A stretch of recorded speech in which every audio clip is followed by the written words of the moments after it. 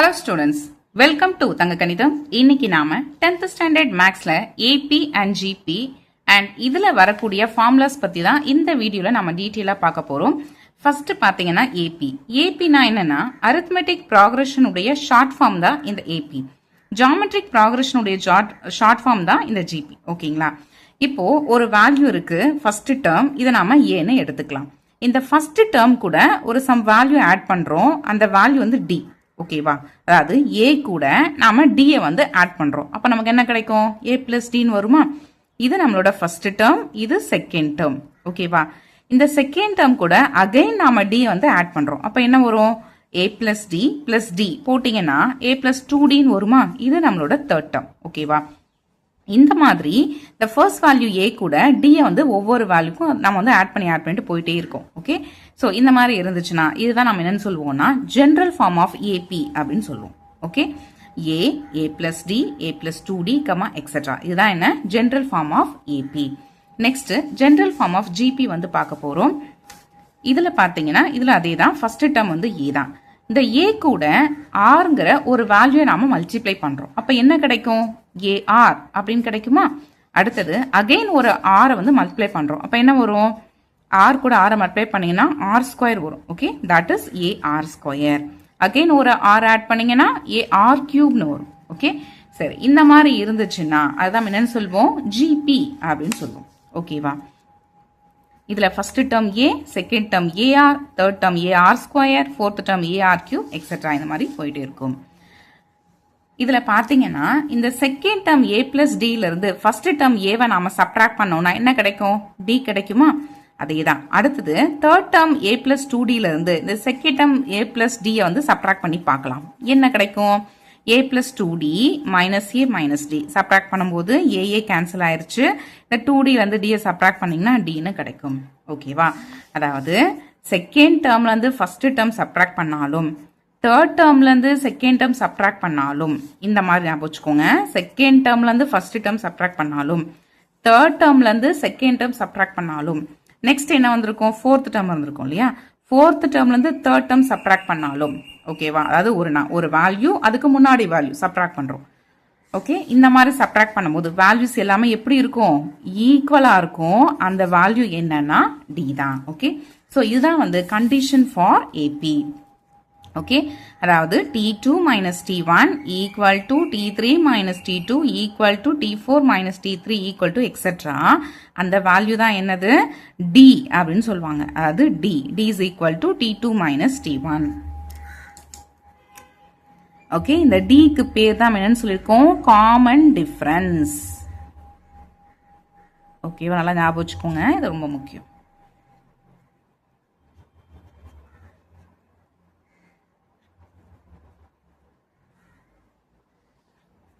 Okay, அதே தான். அடுத்தது இங்க GPக்கு வரலாம். T1, T2, T3, T4 etcetera இந்த மாதிரி இருக்கு நமக்கு டேர்ம்ஸ். இதுல எப்படின்னா நாம டிவைட் பண்ணி பார்க்கணும். அதாவது T2 by T1 இந்த மாதிரி எடுங்க. T2 by T1 அப்ப என்ன வரும்? AR டிவைட் பை AR வருமா? AR divide by A cancel ஆயிடுச்சுன்னா R வரும். இது என்னதுன்னா T2 by T1. அடுத்தது T3 by T2 போடுங்க. இது போட்டாச்சு. அடுத்து இது வரும். T3 என்னது? AR ஸ்கொயரா? T2 என்னது? ARஆ? A கேன்சல் ஆயிடுச்சு. இதுல இருக்க ஒரு ஆரும் நியூமரேட்டர்ல இருக்க ஒரு ஆரும் கேன்சல் ஆயிட்டு நமக்கு மிச்சம் என்ன வந்திருக்குன்னா Rன்னு வந்திருக்கு. ஓகேவா? அப்போ T2 by T1 போட்டாலும் T3 by T2 போட்டாலும் T4 by T3 போட்டாலும் வேல்யூஸ் எப்படி இருக்கும்? எல்லாமே சேமா இருக்கும். இந்த சேமா கிடைச்சல அந்த வேல்யூ அதுதான் என்னது? R. இந்த Rக்கு ஒரு நேம் இருக்கு. அதுதான் என்னன்னா common factor or common ratio. Okay, R is equal to T2 by T1. இதோட நேம் என்ன? common factor or common ratio.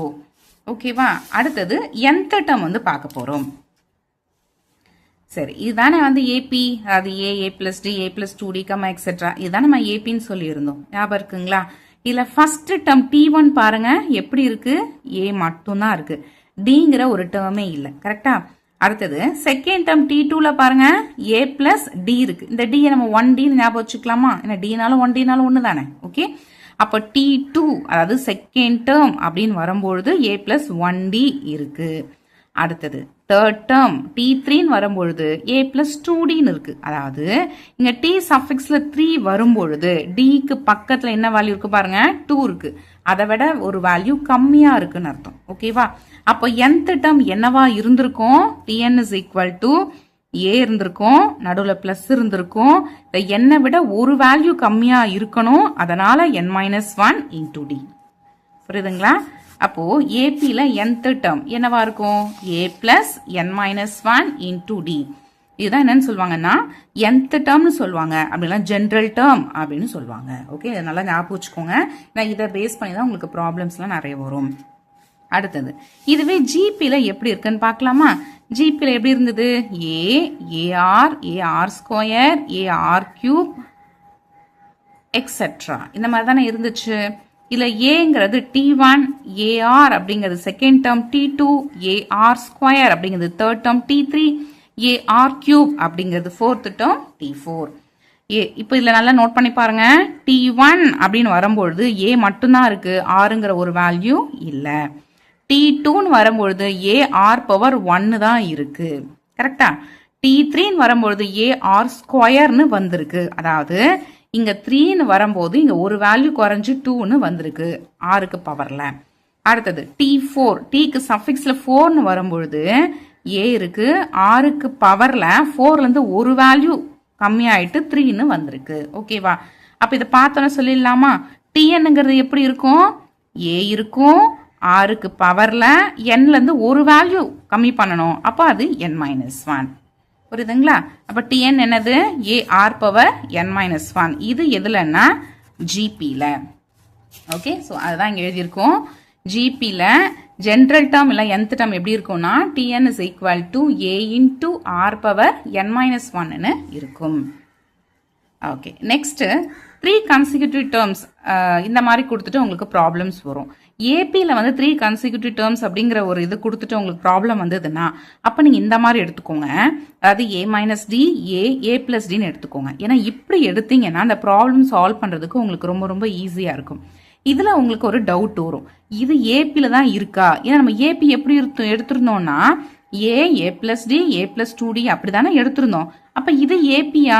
Check பண்ணி பார்த்துடலாமா? ஏபியில் இருக்கணும் அப்படின்னா என்ன condition? T2 minus T1 is equal to T3 minus T2ன்னு இருக்கணும். இதுதான் வந்து கண்டிஷன் ஃபார் ஏபி. இது ஏபியில் இருக்கா? செக் பண்ணி பார்த்துடலாம். இப்போ நம்மளை பொறுத்த வரைக்கும் இல்லை ஃபர்ஸ்ட் டேர்ம்ங்கிறது A minus D, that is T1 அப்படிங்கிறது A minus D, second term T2 is equal to A and third term T3 is equal to A plus D. Okay, இப்போ போட்டு பார்த்துடலாமா? T2 minus T1 போடுங்க. T2A minus T1 வந்து A minus D. that is A minus, இந்த minus உள்ள மாற்ற பண்ணிக்கோங்க. அப்போ மைனஸ் ஏ வரும், அப்புறம் minus into minus plus D, ரெண்டுத்தையும் கேன்சல் பண்ணிங்கன்னா டி கிடைக்கிது. That is T2 minus T1 நமக்கு டி கிடைச்சிருக்கு. Okay, next T3 minus T2 போட்டு பார்க்கலாம். T3 என்னது? A plus Diya minus T2 என்னது? ஏ, ரெண்டும் கேன்சல் ஆயிடுச்சு. அப்போ டி தான் கிடைச்சிருக்கு. ஓகே, சரி, இப்போ இதில் பார்த்தீங்கன்னா T2 மைனஸ் T1 போட்டாலும் டி தான் வருது, T3 மைனஸ் T2 போட்டாலும் டி தான் வருது. அப்போ இந்த வேல்யூஸ் அந்த காமன் டிஃபரன்ஸ் நமக்கு சேமாக தான் வந்திருக்கு. அப்போ இது ஏபியில் தான் இருக்கு. ஓகேவா? அப்போ இன் ஏபி 3 கன்சிக்யூட்டிவ் டேர்ம்ஸ் அப்படின்னு கொடுத்துருந்தாங்கன்னா ப்ராப்ளமில் வந்திருந்ததுன்னா நீங்கள் டக்குன்னு உங்களோட மைண்டில் எது வரணும்? ஏ மைனஸ் டி ஏ பிளஸ் டின்னு வரணும். இதை வச்சு நீங்கள் ப்ராப்ளம் ஒர்க் அவுட் பண்ணுற மாதிரி இருக்கும். அந்த மாதிரி ப்ராப்ளம் வரும்போது நான் உங்களுக்கு இன்னும் டீட்டெயிலாகவே எக்ஸ்பிளைன் பண்ணுறேன். ஓகேவா?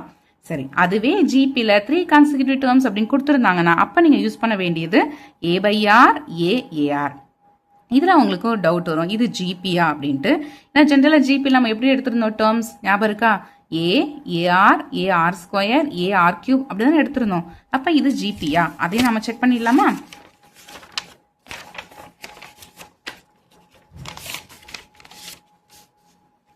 இதில் T1 அப்படிங்கிறது ஏ பை ஆர், T2ங்கிறது ஏ அண்ட் T3ங்கிறது AR. Okay, T2 by T1 போட்டு பாருங்க என்ன வரும்? A divide by A by R. ஓகேவா? தட் இஸ் ஏ, இந்த டிவைடை நான் மல்டிப்ளையாக கன்வெர்ட் பண்ணுறேன். அப்போ எனக்கு என்ன ஆகும்? கீழே இருக்க நம்பர் அப்படியே ரெசிப்ரோக்கலாக வந்துடும். கீழே என்ன இருக்குன்னா ஏ பை ஆர் இருக்குது டினாமினேட்டரில், அப்படியே ரெசிப்ரோக்கல் போட்டிங்கன்னா ஆர் பை ஏன்னு வரும். ஏஏ கேன்சல் ஆகிட்டு ஆர் மட்டும் நமக்கு கிடைக்கும். ஓகேவா? அப்போ T2 by T1ங்கிறது ஆர் நமக்கு கிடைச்சிருக்கு. நெக்ஸ்ட் T3 by T2 போடலாம். T3ங்கிறது ஏஆர், T2ங்கிறது ஏ. ஏஏ கேன்சல் ஆயிடுச்சு, equal to R. So this implies T3 by T2 is equal to R. Okay, இப்போ இந்த வேல்யூ பாருங்க, T2 by T1 போட்டாலும் T3 by T2 போட்டாலும் நமக்கு சேம் வேல்யூ தான் கிடைச்சிருக்கு. இந்த வேல்யூ நம்ம என்னன்னு சொல்லுவோம் ஞாபகம் இருக்குங்களா? Common ratio or common factor. So சேமாக தான் நமக்கு கிடைச்சிருக்கு. அப்போ இது ஜிபியில் தான் இருக்கு. ஓகேவா? அப்போ 3 கன்சிக்யூட்டிவ் டேர்ம்ஸ் இன் ஜிபின்னு கொடுத்துருந்தாங்கன்னா நீங்கள் இந்த ஃபார்மேட்டில் எடுத்துட்டு அந்த ப்ராப்ளம் ஒர்க் அவுட் பண்ணுங்க. அடுத்தது இதுவே 4 கன்சிக்யூட்டிவ் டேர்ம்ஸ் இன் ஏபின்னு கொடுத்துருந்தாங்கன்னா அப்போ நீங்கள் எடுக்க வேண்டியது a minus 3d, a minus d, a plus d, a plus 3d. ஓகேவா? அதுவே ஜிபியில் 4 கன்சிக்யூட்டிவ் டேர்ம்ஸ்னு ப்ராப்ளம் வந்திருந்ததுன்னா அப்போ நீங்கள் இந்த மாதிரி எடுத்துக்கணும். அதாவது a by r cube, a by r, ar, ar cube எடுக்கணும். இந்த 3 consecutive terms and 4 consecutive terms ரெண்டுமே நல்லா பார்த்துக்கோங்க. இந்த ரெண்டுத்துலையும் பார்த்தீங்கன்னா a by r இருக்கும், ar இருக்கும். இங்கே a by r இருக்கு, இங்கே ar இருக்கு. ஆனால் இதில் a இருக்கும், இதில் a இருக்காது. நல்லா பார்த்துக்கோங்க. நிறைய பேர் மறந்துடுவாங்க, a வந்து எடுத்து போட்டுருவாங்க. ஸோ நீங்கள் அந்த மிஸ்டேக் பண்ணிடாதீங்க. ஓகேவா? அப்போ 3 கன்சிக்யூட்டிவ் டேர்ம்ஸில் தான் நடுவில் a இருக்கும், 4 கன்சிக்யூட்டிவ் டேர்ம்ஸில் நடுவில் செப்பரேட்டாக ஏன்னு ஒன்று வராது. நெக்ஸ்ட் பார்க்க போகிறது சம் ஆஃப் சீரீஸ். சரி, இது பார்க்கறதுக்கு முன்னாடி ஃபர்ஸ்ட் சீக்வன்ஸ்னா என்ன, சீரீஸ்னா என்னன்னா அதுவே நிறைய பேருக்கு டவுட் இருக்கு. ஸோ அதுக்காக இப்போ ஒரு சின்ன எக்ஸ்பிளனேஷன் கொடுத்துடலாம். இதை வந்து நான் உங்களுக்கு ஒரு சின்ன எக்ஸாம்பிள் வச்சு எக்ஸ்பிளைன் பண்ண போறேன். அதாவது ஒரு லேப்ல ஒரு சயின்ஸ் எக்ஸ்பெரிமெண்ட் ஒன்று கண்டக்ட் பண்றாங்க. ஓகேங்களா? கண்டக்ட் பண்ணும்போது கிடைக்கிற அந்த ரீடிங்ஸ் வந்து நோட் பண்ணிட்டே வராங்க. ஃபர்ஸ்ட் கிடைச்ச ரீடிங் வந்து T1, செகண்ட் கிடைச்ச ரீடிங் வந்து T2, தேர்டு கிடைச்சது T3. இந்த மாதிரி ரீடிங்ஸ் வந்து நோட், அதாவது ஒன்றுனா வந்து நோட் பண்ணிட்டு வந்துட்டே இருக்கிறோம். இந்த ரீடிங்ஸ் நான் ஜஸ்ட் நோட் பண்ணி மட்டும்தான் வைக்கிறேன். கரெக்டா? இதுக்கு நடுவில் நான் எந்த ஒரு கால்குலேஷனுமே பண்ணல. அதை நான் ஆட் பண்ணல, சப்ராக்ட் பண்ணல, டிவைட் பண்ணல, மல்டிப்ளை பண்ணல, நான் எதுவுமே பண்ணல. ஜஸ்ட் நான் ரீடிங்ஸை மட்டும் என்ன பண்ணியிருக்கேன்னா நோட் பண்ணி வச்சுக்கிட்டே வரேன். அந்த வேல்யூஸ் என்ன பண்ணியிருக்கேன்னா நோட் பண்ணி போய் நடுவில் கமான்னு போட்டு இந்த ரீடிங்ஸ்லாம் வருது, நான் நோட் பண்ணி வச்சுட்டே வரேன். ஓகேவா? இந்த மாதிரி ஒரு சர்டைன் ஆர்டர்ல இந்த வேல்யூஸ் நம்ம அரேஞ்ச் பண்ணி வச்சிருக்கோம் இல்லையா? ஸோ இதான் என்னன்னு சொல்லுவாங்கன்னா சீக்வன்ஸ். ஓகேவா? இதுல அந்த இன்பிட்வீன் அந்த டேர்ம்ஸ்க்கு நடுவில் பிளஸ்ஸோ மைனஸோ எதுவுமே இருக்காது. வெறும் அந்த நம்பர்ஸ் மட்டும்தான் இருக்கும். ஓகேவா? ஃபார் எக்ஸாம்பிள் இப்போ 1, 2, 3 இருக்கலாம், இல்லை 2, 6, 8 இருக்கலாம், இல்லை இப்படி கூட இருக்கலாம். அதாவது 1, 0, -1, 3, -5, எக்ஸெட்ரா இந்த மாதிரி கூட இருக்கலாம். இதுவும் சீக்வன்ஸ் தான். இதில் நீங்கள் உங்களுக்கு டவுட் வரும், மேம் இங்கே மைனஸ் வந்திருக்கே, ப்ளஸ் வரக்கூடாது மைனஸ் வரக்கூடாது சொன்னீங்களே அப்படின்னு கூட நீங்கள் கேட்கலாம். இதில் என்னன்னா -1 அப்படிங்கிறதே ஒரு ரீடிங் தான். கரெக்டா? அதுக்கு பிஃபோரா கிடைச்ச ரீடிங் 0, அதுக்கு ஆஃப்டரா கிடைச்ச ரீடிங் வந்து 3. பட் இந்த வேல்யூஸ் கூட இந்த -1 நம்ம ஆடும் பண்ணல, சப்பும் பண்ணல. கரெக்டா? அதாவது நம்ம ஆட் பண்ணியும் பண்ணல, சப்ராக்டும் பண்ணல, ஜஸ்ட் நம்ம ரீடிங்கை மட்டும் தான் நோட் பண்ணி வச்சிருக்கோம். ஓகேவா? ஸோ அப்போ இதை என்னன்னு சொல்லலாம், இதுவும் வந்து நமக்கு சீக்வன்ஸ் தான். புரிஞ்சுதா? இதுவே அந்த எக்ஸ்பெரிமெண்ட்ல கிடைச்ச ரீடிங்ஸ் இருக்குல்ல, T1, T2, T3, இந்த ரீடிங்ஸ்க்கு நடுவில் நம்ம கேல்குலேஷன்ஸ் வந்து ஒர்க் அவுட் பண்ணுறோம்னு வச்சுக்கோங்களேன். ஃபார் எக்ஸாம்பிள் நம்ம ஆட் பண்ணுறோம், இல்லைனா சப்ட்ராக்ட் பண்ணுறோம், இல்லை ரெண்டுமே பண்ணுறோம் அப்படின்னா அப்போ அதை நாம சீரீஸ் அப்படின்னு சொல்லுவோம். அதுக்கு இப்போ ஒரு எக்ஸாம்பிள் பார்க்கலாம். இந்த மாதிரி, அதாவது T1 + T2 + T3 + எக்ஸெட்ரா இந்த மாதிரி இருக்கலாம். அப்படி இல்லைன்னா -T1, -T2, -T3, -T4 இப்படியும் இருக்கலாம். அப்படிலாம் ரெண்டுமே கூட வரலாம். அது T1 + T2 -T3 + T4 -T5 + etcetera இந்த மாதிரியும் இருக்கலாம். ஓகே, ஸோ இதெல்லாம் அதோட டிஃப்ரெண்ட் ஃபார்ம்ல நம்ம கொடுத்துருக்கோம். ஸோ இந்த மாதிரி இருந்துச்சுன்னா, இந்த மாதிரினா என்ன அர்த்தம், இந்த டேர்ம்ஸ்க்கு நடுவில் ப்ளஸ் மைனஸ் நம்ம பண்ணியிருந்தோம்னா, அதை ஒன்று ஆட் பண்ணியிருக்கலாம், இல்லை சப்ராக்ட் பண்ணிருக்கலாம், இல்லை ரெண்டுமே பண்ணிருக்கலாம். அப்படி இருந்துச்சுன்னா அதை நாம சீரீஸ் அப்படின்னு சொல்லுவோம். ஓகே, சரி. இந்த மாதிரி சீரீஸ்ல அந்த வேல்யூஸ் வந்து உங்களுக்கு ஏபில இருந்துச்சுன்னா அதுக்கு என்ன ஃபார்முலா யூஸ் பண்ணணும், அதுதான் வந்து இப்போ நம்ம பார்க்க போறோம். இப்போ ஒரு சீரீஸ் இப்படி கொடுத்துருக்காங்கன்னு வச்சுக்கோங்களேன். அதாவது SN is equal to, சரி SN கூட கொடுக்கல, இது மாதிரி கொடுத்துருக்காங்க, sum the series அப்படின்னு கொடுத்துட்டு 1 + 2 + 3 + 4 + எக்ஸெட்ரா + 5, 56 இந்த மாதிரி கொடுத்துருக்காங்க. ஓகேவா? இந்த சீரீஸில் பார்த்தீங்கன்னா ஃபர்ஸ்ட் டேர்ம் 1 இருக்கு, செகண்ட் டேர்ம் 2 இருக்கு, தேர்ட் டேர்ம் 3 இருக்கு, ப்ளஸ் எக்ஸெட்ரா ப்ளஸ் லாஸ்ட்ல பிளஸ்ன்னு இருக்கு, இதான் ரொம்ப ரொம்ப முக்கியம். லாஸ்ட்ல பிளஸ்ன்னு வந்திருக்குன்னா இதுக்கப்புறமா இருக்க வேல்யூ வந்து லாஸ்ட் டேர்ம்னு அர்த்தம். இந்த லாஸ்ட் டேர்மோட சிம்பிள் வந்து எல். ஓகேவா? அப்போ இந்த கொஸ்டின்ல எல் கொடுத்துருக்காங்கன்னு அர்த்தம். இந்த மாதிரி இந்த லாஸ்ட் வேல்யூ எல் வேல்யூ கொடுத்துருந்தாங்கன்னா அப்போ நாம யூஸ் பண்ண வேண்டிய formula Sn is equal to n/2 into a plus l. ஓகேவா? சரி, ஏன்னா என்ன? ஃபர்ஸ்ட் டேர்ம் இல்லை நமக்கு தெரியும் 1. லாஸ்ட் டேர்ம் எல், இதுவும் நமக்கு தெரியும். கரெக்டா? சரி, அப்போ டி, அப்போ இதில் என்ன கொடுத்துருக்காங்களா பாருங்க. என்ன என்னன்னா நம்பர் ஆஃப் டேர்ம்ஸ். என்னன்னா என்னது? Number of terms. இல்லை மொத்தம் எத்தனை நம்பர் ஆஃப் டேர்ம்ஸ்னு கொஸ்டினில் கொடுத்துருக்காங்களா? கொடுக்கல இல்லையா? ஒன்று இதில் நீங்கள் சொல்லலாம் மேம் இல்லை 556 நம்பர்ஸ் இருக்குது அப்படின்ட்டு. இந்த ப்ராப்ளத்துக்கு ஓகே. சப்போஸ் இப்படி கொடுத்துருந்தாங்கன்னா என்ன பண்ணுறது? ஃபார் எக்ஸாம்பிள் இப்போது 2 + 4 + 6 + 8 + இந்த மாதிரி ஒரு வேல்யூ கொடுத்தாங்கன்னா என்ன பண்ணுறது?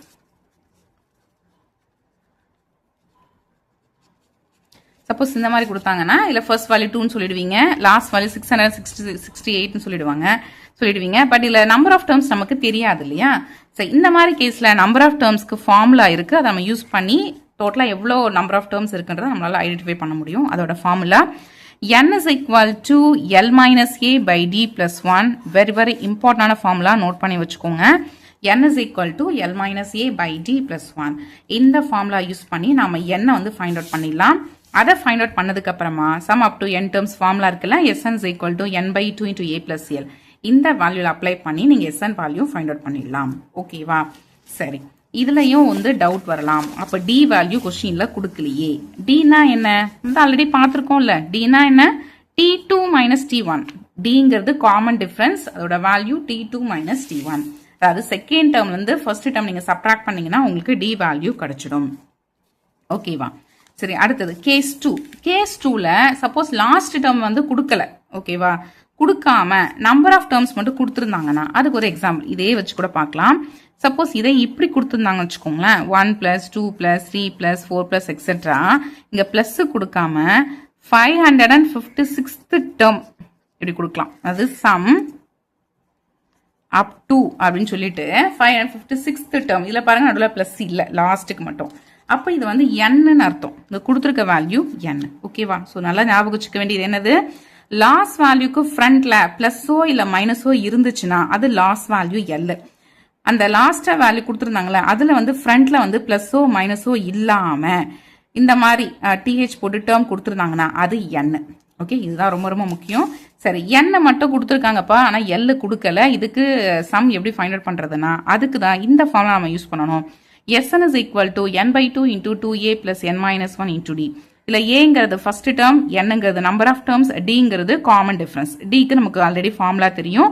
d is equal to என்ன formula? t2 minus t1. d is equal to t2 minus t1.